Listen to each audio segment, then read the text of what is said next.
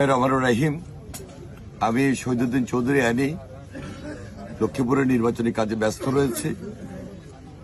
এর মধ্যে আমি শুনতে পেলাম যে আমার নির্বাচনী কাজে ব্যস্ত যে গাড়ি, সে গাড়ি চেক করেছেন।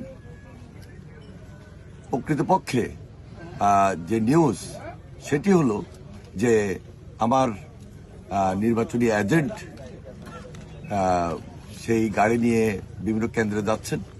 সেখানে আমার যে ব্যয়, তার মধ্যে 15 লক্ষ টাকা কেন্দ্র ওয়াইজ দেওয়ার জন্য যে আমার নিয়োজিত দায়িত্বে ছিলেন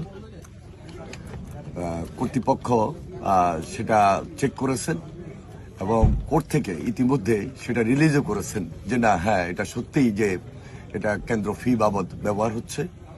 সুতরাং কোনো ধরনের বিভ্রান্ত হওয়ার কিছু নাই।